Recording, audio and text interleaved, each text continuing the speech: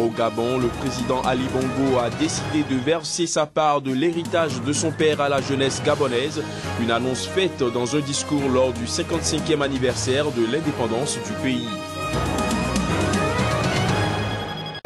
En Guinée-Bissau, ils étaient 1 millier de personnes à manifester lundi dans le calme dans la capitale pour exiger la reconduction du Premier ministre destitué par le président José Mario Vaz. Et puis les États de la Ligue arabe ont appelé ce mardi à mettre en place d'urgence une stratégie pour aider militairement le gouvernement libyen à lutter contre le groupe État islamique. Bonsoir à tous et merci de prendre ce rendez-vous de l'information sur Sika.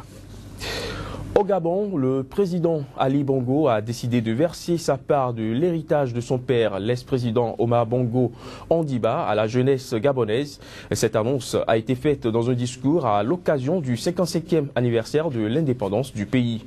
Il a également annoncé qu'une propriété familiale située à Libreville sera cédée à l'État et dévolue à l'implantation d'une université, tout comme 2 hôtels au cœur de la capitale française. Reportage. J'ai décidé avec le plein accord de mon épouse Sylvia Bongo Ondimba et de mes enfants que ma part d'héritage sera partagée avec toute la jeunesse gabonaise, car à mes yeux, nous sommes tous les héritiers d'Omar Bongo Ondimba.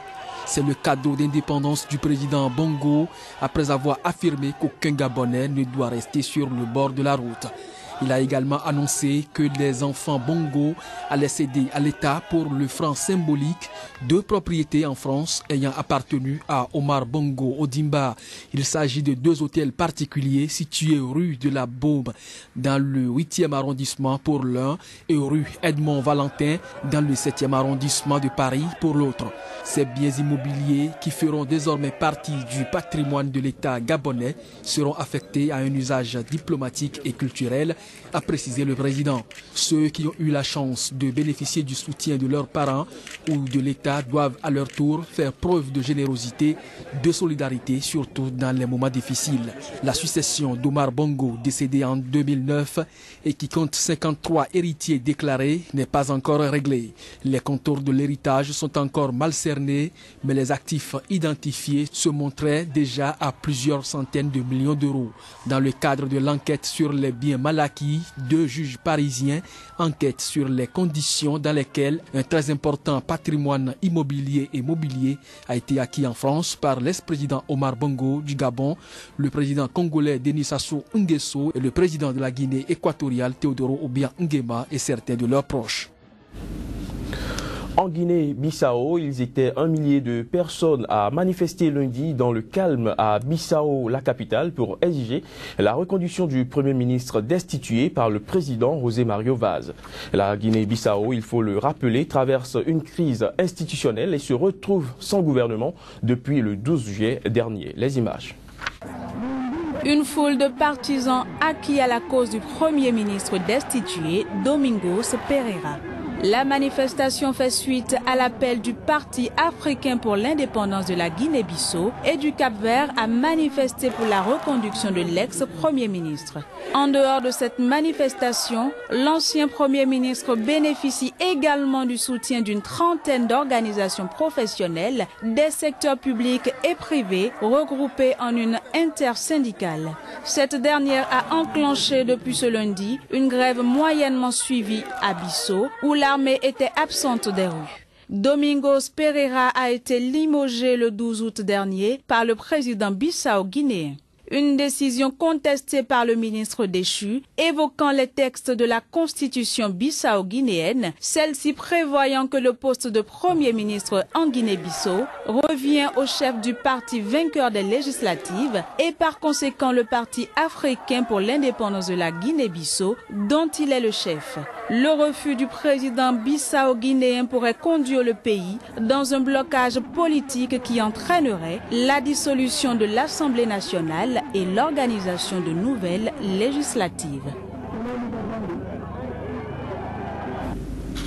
En bref, à présent, près de 150 personnes sont mortes, noyées ou abattues alors qu'elles fuyaient une attaque du groupe islamiste Boko Haram dans un village reculé de l'État de Yobe dans le nord-est du Nigeria. Selon des témoins, des dizaines de membres de Boko Haram sont arrivés sur des motos et dans une voiture et ont attaqué jeudi dernier le village de Koukoua-Gari, provoquant la panique parmi ses habitants. La nouvelle de cette attaque a été retardée à cause de la destruction par Boko Haram des réseaux téléphoniques dans les environs du village situé à 50 km de Damaturu, capitale de l'État de Yobe. Restons au Nigeria où plusieurs rapports présentés par les partenaires du système éducatif de ce pays sont alarmants. Une situation inquiétante dans la partie nord qui continue de subir des attaques des islamistes de Boko Haram. Le reportage est signé Abdoulaye Issa, notre correspondant au Nigeria.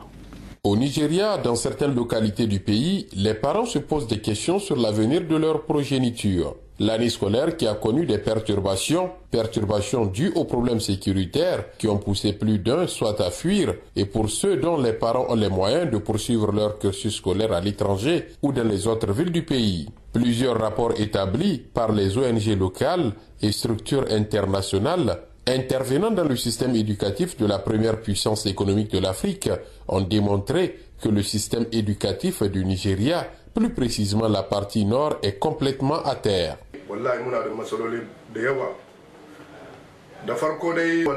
Nous avons de sérieux problèmes et dites-vous que nous avons des gens qui ont étudié mais qui n'arrivent pas à trouver affaire.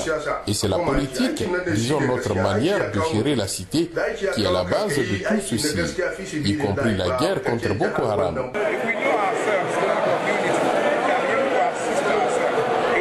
Notre appel, l'État dans l'urgence devra répondre avec la plus grande compréhension pour régler ce problème.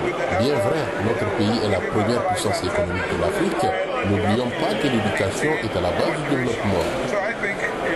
Nous avons tous souhaité ce changement et j'en suis sûr, l'éducation redeviendra comme auparavant. En tant que parent, j'ai peur, mais l'espoir est permis.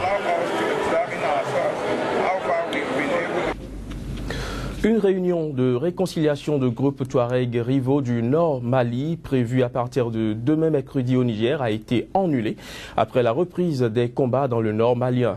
Une centaine de responsables de la coordination des mouvements de l'Azawad, la rébellion Touareg et le groupe armé d'autodéfense Touareg, Ingad et alliés des pro-Bamako devaient se retrouver à Niamey pour sceller la paix et donner des chances de survie aux accords d'Alger signés avec le gouvernement du Mali. Mais des combats meurtriers ont opposé lundi les deux camps autour de la ville de Kidal, faisant au moins 10 morts et de nombreux blessés.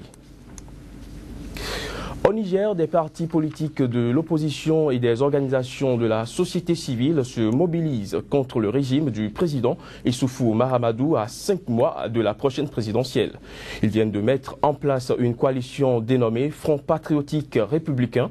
L'objectif, selon leur propre terme, est d'arrêter les dérives autoritaires du régime et obtenir des élections libres et transparentes. Le point avec notre correspondant au Niger, Abdul Karim Mahamadou. En créant ce nouveau front patriotique républicain, les 23 structures politiques et organisations de la société civile nigérienne décident ainsi d'œuvrer pour une alternance à l'occasion des prochaines élections générales. Pour les fondateurs du front, le régime du président Issoufou Mahamadou a échoué sur toute la ligne. Réaffirmons notre détermination à combattre ce régime mafieux et à lutter pour la préservation et la défense des valeurs démocratiques et républicaines ainsi que de l'état de droit.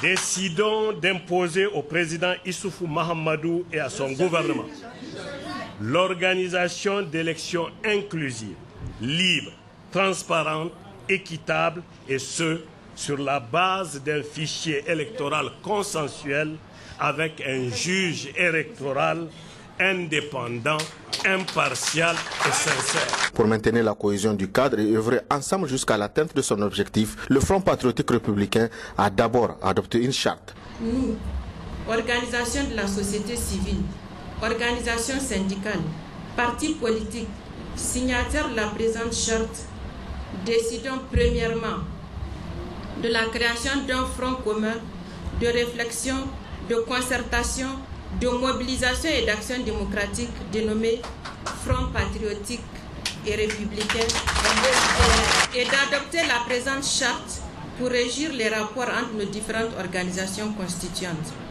Deuxièmement, de lancer un appel à tous les démocrates et républicains épris de liberté, de paix et de justice de se joindre à la présente plateforme. En vue de conquérir le cœur de la majorité des Nigériens et notamment les électeurs, le chef de file de l'opposition, Seynou Oumarou, a entamé une tournée en Occident. Objectif, rallier la diaspora à leur cause. Réunis au Caire, en Égypte, les États de la Ligue arabe ont appelé ce mardi à mettre en place d'urgence une stratégie arabe. L'objectif d'une telle stratégie est d'aider militairement le gouvernement libyen à lutter contre les djihadistes du groupe État islamique. Voici les images. Basée au Caire, l'organisation panarabe a publié cet appel après une réunion extraordinaire destinée à débattre d'une demande du gouvernement libyen reconnue par la communauté internationale d'adopter des mesures pour faire face à la progression de l'État islamique en Libye. Ce gouvernement avait aussi exhorté les pays arabes frères à lancer des frappes aériennes ciblées contre les positions de l'État islamique à Sirte, alors qu'il est lui-même incapable de faire face à l'EI en raison de l'embargo sur les armes imposé à l'armée par l'ONU, et ce depuis 2011. La résolution adoptée aujourd'hui par les ambassadeurs du Conseil de la Ligue arabe exhorte les États arabes à soutenir la Libye individuellement et collectivement. À partir de maintenant, nous allons contacter les États arabes pour contrer des attaques potentielles de l'État islamique à Sirte.